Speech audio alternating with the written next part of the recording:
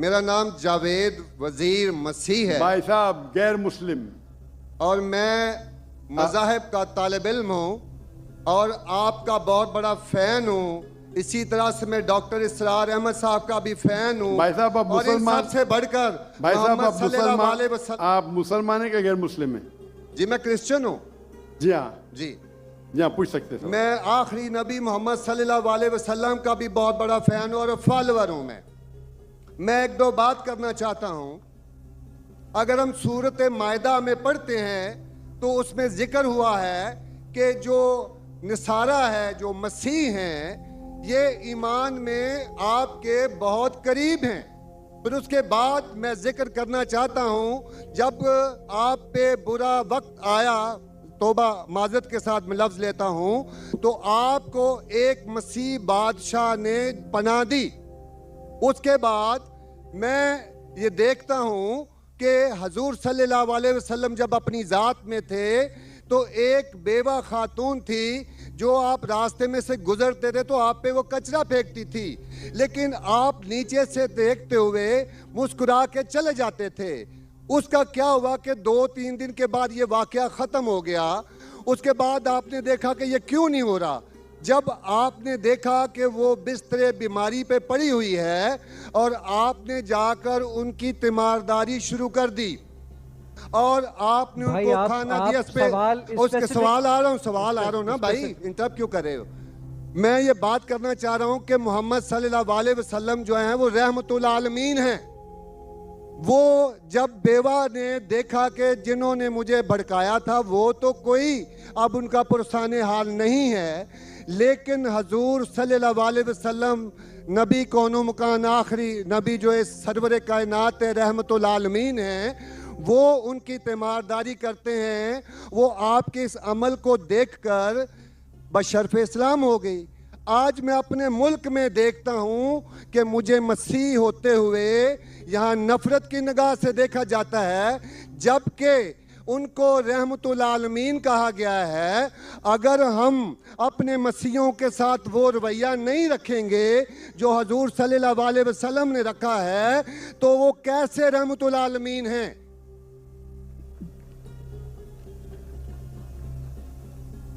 जी बहुत शुक्रिया आपके सवाल का। आखिरी अल्फाज जरा।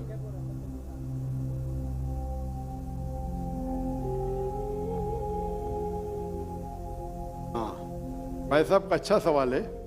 उनका नाम जावेद मसीह है और उन्हें मिसाल दी मोहम्मद सल्लल्लाहु अलैहि वसल्लम जब साहबा ने हिजरत की तो अबिसीनिया के बादशाह ने उन्हें पनाह दी और जिक्र किया एक औरत जो कचरा फेंकती थी, और वो कह रहे कि आज इस मुल्क में मुसलमान उनको नफ़रत की नज़र से देखते, अपने अल्फाज इस्तेमाल की नफ़रत की निगाह से देखते हैं।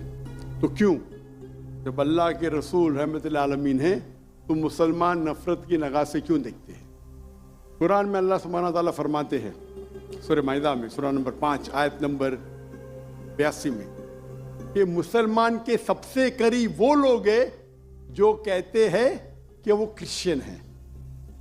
ये कुरान की आयत है कि मुस्लिम से सबसे करीब वो लोग हैं जो लोग कहते हैं मैं नसारा हूं, आई एम अ क्रिश्चियन। ये कुरान की आयत है। और कुरान में 1/3 हिस्सा 1/3 of the Quran, 1/3 of the Quran is address to, मुखातिब है या अहले किताब, या अहले किताब कहो अहले किताब से, यहूद और नसारा से। तो 1/3 हिस्सा कुरान मजीद का तकरीबन अहले किताब से मुखातिब है। और आपका सवाल कि अल्लाह के रसूल रहमतुल आलमीन ने, बेशक है, कुरान की आयत है सूरह अंबिया सूरह नंबर 21 आयत नंबर 107, वमा अरसलनाका इल्ला रहमतुल आलमीन, कि मोहम्मद सल्लल्लाहु अलैहि वसल्लम अल्लाह ने उन्हें रहमतुल आलमीन, रहमत बना के भेजा है सारे आलम के लिए, सारे इंसानियत के लिए। वो बेशक है, उस पर कई किताब लिखी गई। अगर आपको मुसलमान नफरत से देखते हैं, उसकी वजह जानना जरूरी है। मुसलमान तो दूसरे मुसलमान को नफरत से भी देखते,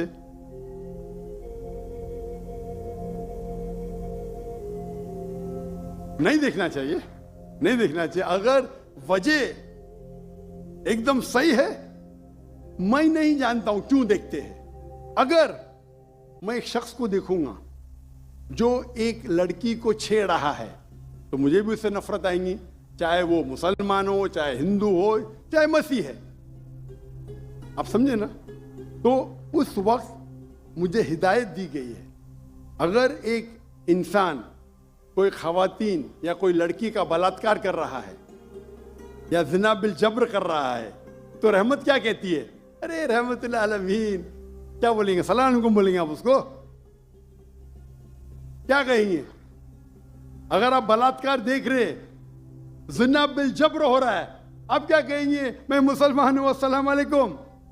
अल्लाह के रसूल की हदीस है, अगर कोई बुरा चीज देखते हैं तो हाथ से रोको, हाथ से नहीं रोक सकते तो जबान से रोको, जबान से नहीं रोक सकते तो दिल में कोसो। ये मिसाल दे रहा हूं मैं नहीं कहता हूं कि आप बुरे इंसान है, मैं नहीं कहता हूं कि आप गलत काम कह रहे, लेकिन अगर कोई मुसलमान, मैं आपको नफरत की नजर से देख रहा हूं, जावेद भाई मैं आपसे मोहब्बत करता हूं, जावेद भाई मैं आपसे मोहब्बत करता हूं, on the microphone please, on the microphone, I love you too. खलास। तो आप ये जनरल स्टेटमेंट देना कि मुसलमान मुझसे नफरत करते हैं, मेरे लिए गाली हो गई ना? नो सर, माजरत, मेरे अकेले साथ नहीं, मेरे तो बहुत अच्छे अच्छे दोस्त हैं, बल्कि बहुत से उलमा मेरे दोस्त हैं। माशाअल्लाह। इज्तमाई तौर पे कोई एक आदमी गलती करता है तो हमारे चर्चेस के ऊपर चढ़ाई हो जाती है, हमारे सामने हमारे ईमान की धज्जियां उड़ाई जारी होती हैं और हम खामोशी से एक गिद्दड़ की तरह खड़े होकर देख रहे होते हैं, क्योंकि हमें यह नहीं सिखाया गया है। मैं इज्तमाई बात कर रहा हूं। अभी पिछले दिनों ये पूरा मजमा जो है पूरा है। भाई साहब, ये सवाल जवाब का सेशन है, तकरीर का सेशन नहीं है। तकरीर के सेशन के लिए आप एक हॉल हायर कर सकते हैं। आपका सवाल आपने पूछे, मैं जवाब दिया। अगर कोई शख्स बिना वजह आपसे नफरत करता है तो गलत है। और कुरान की तो आयत है, जितने भी गैर मुसलमान है सबसे करीब है जो नसारा है। अगर आप कुछ गलत काम किए और कोई नफरत करता है, वो भी कुरान की आयत है। कुरान की आयत है सूरा नंबर 41 आयत नंबर 34 सूरह फुसिलत चैप्टर 41 वर्स 34। अगर कोई आपके साथ बुरा बर्ताव करता है उसका बदला अच्छाई से दो। जावेद भाई मैं आपसे बात कर रहा हूं। अगर कोई आपसे बुरा बर्ताव करता है तो कुरान फरमाते, अल्लाह ताला फरमाते, उनसे अच्छा बर्ताव करो। आपको क्या पता कि आपका दुश्मन आपका दोस्त बन जाएगा। ये कुरान की आयत है, सूरह फुसिलत सूरा नंबर 41 आयत नंबर 64। तो अगर कोई मुसलमान कुरान पे अमल नहीं करता है तो वो नॉन प्रैक्टिसिंग मुस्लिम होगा। मतलब हर मुसलमान तो मैं नहीं कह सकता अच्छा है। और अगर कोई एक शख्स कोई गलती करता है, आप जैसा कहे कि पूरे कौम पे चढ़ाव करना बिल्कुल गलत है, ये इस्लाम में भी नहीं है। अगर कोई एक शख्स गलती करता है और वो सजा का हकदार है, उसको सजा मिलना चाहिए। उसका मतलब नहीं पूरी कौम। इनफैक्ट अगर आप हिस्ट्री पढ़ेंगे, आप तारीख पढ़ेंगे, आप तारीख में पढ़ो, चाहे वो 6वीं सदी की हो, 7वीं सदी की हो, 8वीं सदी की हो, आप देखेंगे सबसे महफूज अगर कोई जनरल दीन को फॉलो करने, वो इस्लाम के रूल में, इस्लाम अगर रूल कर रहा है उस शहर को, तो जितने गैर मुस्लिम थे वो अपने आप को महफूज समझते थे। क्यों? इस्लाम में है कि आपको इस्लाम कबूल करने क्या करो, नहीं करने का नो प्रॉब्लम, एक जजिया दो। ये जजिया कुछ बड़ी अमाउंट नहीं, आपकी इनकम टैक्स से बहुत कम है। जजिया मतलब आप मानते हैं कि ठीक है आपको इस्लाम नहीं कबूल करने का, लेकिन मैं आपके अंदर पनाह चाहता हूं। तो जिजिया टैक्स आप देते, आप कबूल करते, और जब जिजिया टैक्स देते आपको प्रोटेक्शन मिलता है। इस्लाम में कहते हैं दिम्मी। और आप अगर इस्लामिक शरिया रूल के अंदर गैर मुस्लिम हैं तो मुसलमान मुल्क का फर्ज है कि आपको महफूज रखे, आपको कोई छू नहीं सकता है। और अगर जंग होता है तो आपको लड़ने की भी जरूरत नहीं, बाकी सब मुसलमान को लड़ने पड़ेगा। और जिजिया बहुत कम है, इनकम टैक्स का तो स्मॉल परसेंटेज है। इसीलिए अगर आप हिस्ट्री पढ़ेंगे, जब सलाउद्दीन अय्यूबी ने कॉन्स्टेंटिनोपल पे हमला किया, उस वक्त जो क्रिश्चियंस थे, ईसाई मजहब में कई फिरके थे, ऑर्थोडॉक्स, प्रोटेस्टेंट, कैथलिक्स, खुद ईसाई लोग अपने बाकी ईसाई भाइयों से उनका कत्ल करते थे। और जब इन लोग ने कॉन्कर किया कॉन्स्टेंटिनोपल को, तो मुसलमानों पे जुल्म किया। तो जब सलाउद्दीन अय्यूबी ने कॉन्कर किया, तो ईसाई लोग डर गए कि अभी तो हम लोग की मौत आ गई। तो उनने कहा, मैं सलाउद्दीन अय्यूबी हूं, मैं मुसलमान हूं, आप मेरे राज में महफूज है। और इतना हिस्ट्री पढ़ेंगे आप, क्रिश्चियंस, ईसाई चाहते थे कि सलाउद्दीन अय्यूबी रूल करे ताकि वो महफूज हो। तो अब हिस्ट्री पढ़िए। आज मुसलमान को देख के दीन को मत समझिए, कुरान को पढ़िए, हदीस को पढ़िए।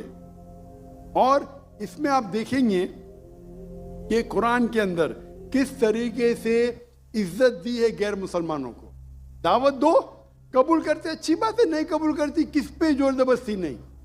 अगर कोई इस्लामिक मुल्क में कोई भी चर्च है या टेंपल है, उसे डिस्ट्रॉय करने की इजाजत नहीं, अनलेस वो कोई फितना कर रहा है। ये सब उसूल है। वो फितना कर रहा है तो अलग बात है। तो एक इस्लामिक मुल्क में सबसे ज्यादा महफूज है मुसलमान। और मैं मिसाल देता हूं, मेरी जाम में से आ रहा हूं मलेशिया में हिंदू 6% है, 6.3%, 6.3% है। आप कंपेयर करेंगे बिटवीन इंडिया, जिस तरीके से इंडिया माइनॉरिटी मुसलमानों को ट्रीट करता है, हम 14.3% है according to the Indian government, वहां मलेशिया में 6.2%। लेकिन जिस तरीके से मलेशिया हिंदू लोगों को ट्रीट करता है, इतने अच्छे तरीके से, इतने उनको राइट्स दिए, ये एक मिसाल है। मैं पाकिस्तान के बारे में कह नहीं सकता हूं क्योंकि रहता नहीं हूं। मैं नहीं कहता हूं पाकिस्तान अच्छा सुलूक करता है, नहीं अच्छा सुलूक करता हूं, मुझे हक नहीं बोलने का क्योंकि मैं जानता नहीं हूं। लेकिन मलेशिया में जहां रहता हूं मैं जानता हूं, इतने राइट्स है उनके पास, इतने हुकूक दिए गए।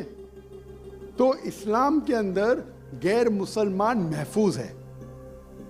सिर्फ फितना नहीं करना चाहिए, कि कुरान की आयत है फितना इज वर्स देन कत्ल से और खराब है। तो अगर आप फॉलो करते जो उस